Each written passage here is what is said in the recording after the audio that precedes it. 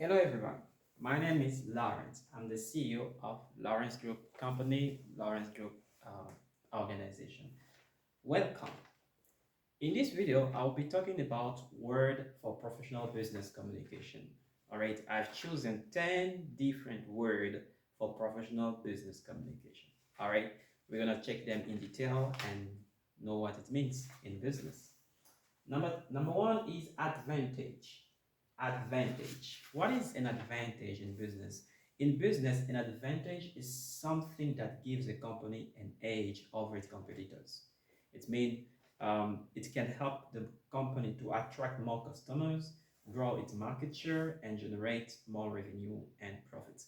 Over here, whatever gives a company more advantage, maybe in increasing its shares, in increasing its customers, that gives him more, I would say, it gives him more credential or more success than his competitors. Let's say one company is actually having um, a technology that is very advanced level, and that technology is like used only by that company compared to its competitors. That means who do not might not have access to that technology, and that technology become from this company an advantage in business. The second word is an agenda. Now, an agenda is a list of items of business to be taken during a meeting or a session in meeting. Actually, here any item, list of items that are actually outlined for a business meeting, it's called an agenda. All right. It may also be called a calendar. A meeting agenda may be added with the date and time of over here. It can also have a lot of details like the date, the time, the location, and several points and details that might not be part of the main of the document of the company, but might be the outline of the task of the things that's gonna happen within the meeting or session. The third word, sorry, is the authorization. Now, the authorization here is very simple. It's simply the process of granting someone or something permission to access or use resource, system, or services. It can also refer to delegation of authority to complete a transaction. Now, over here, authorization is simply um, the giving somebody within the company, giving somebody, granting to someone the permission to access, let's say, the meeting session, to access the department of the head of the head department, or any other service or facilities that is maybe restricted of access to other people within the company, depending on the restrictions policies. All right, let's move to the next one. The bill. The bill over here is very simple. It is a name, a written order used primarily in international trade that bind one party to pay a fixed sum of money to another party and demand or at a predetermined date. Over here, the bill is actually a written agreement within two parties within the business. It can be within the customer and the client, the customer and the I would say the company. Now, the bill is an agreement between these two parties to pay eventually whatever they agreed for. All right. Where it says that's buying two parties to pay the fixed amount of money that they have agreed to be paid according to the written agreements or the bill, the written uh, documents or whatever they have they've they have accept both parties to to pay, or each one should pay. All right. The brands, the fifth one. Oh my god, the brand is actually, it's the name, it's a term, it's a mark, it's a design, it's a symbol, it's a feature that a company can have different from its competitors. All right. A brand is a company's way to distinguish itself from other companies, all right?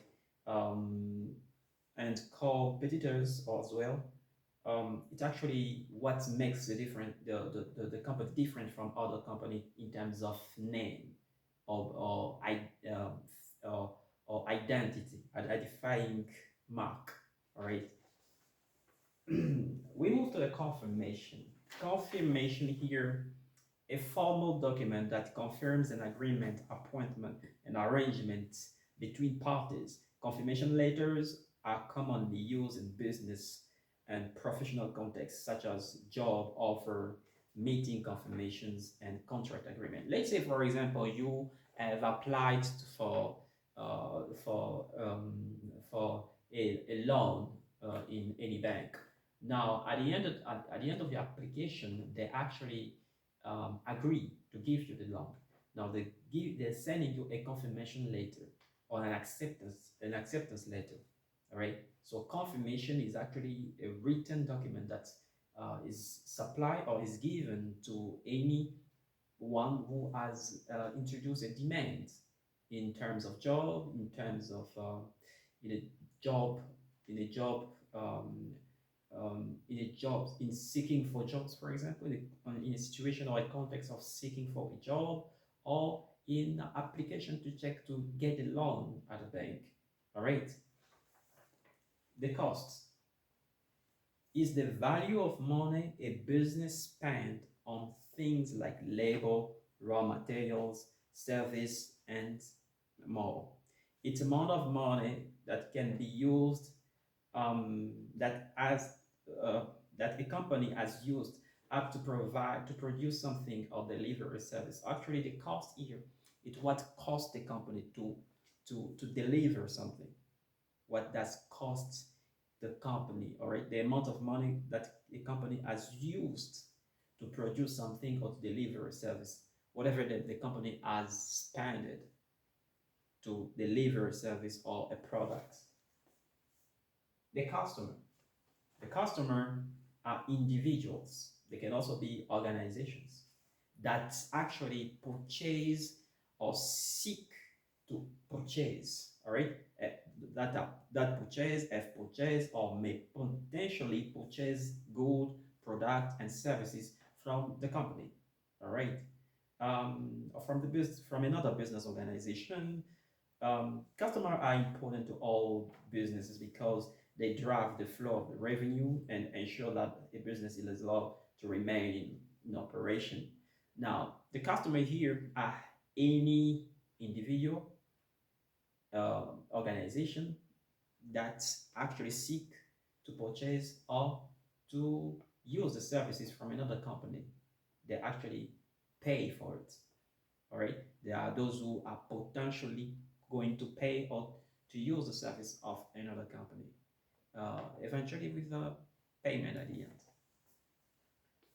Delivery. Delivery here is the process of transporting goods from one location to another location. All right, from a source of location to a predefined destination. All right, over here it can be done through railway, it can be done to roads, it can be done to shipping by sea, by air, all depend on the way that people might desire. The distribution, the process of getting a product or service to a customer, or the payment of cash, stock, or other assets to shareholders. The distribution over here can be the process of getting the product to the company, to the customer. Let's say my company is manufacturing bricks, and my company that manufactures bricks has the wants to distribute 5,000 bricks in a location like, let's say, in one of the town which is located in, I'll choose one, Ottawa. All right. Now, what I do is the distribution is the transportation, is the process of getting these bricks to the to the customer over there in Ottawa by means of railway or roads, and that is to bring to deliver it to the customer, to deliver it, that the distribution. Now the distribution can also be done from the manufacturer to the wholesaler, all right? And the wholesaler can also have some small distribution for that will be called the on delivery, all right? Small distribution to the customers, which can be on delivery or the delivery that is done, with bikes and all. But this one, the distribution is like actually what distributes in from one location to the other location the the goods. All right. Is that, oh my God, we are done. Thank you very much for watching us. I hope you have been satisfied. If you are not satisfied, you can continue to put your comments in the comment section. Anybody want to contact me, my WhatsApp number is available on my YouTube channel and my email address as well. Thank you very much. This is Lawrence. Thank you. Bye bye.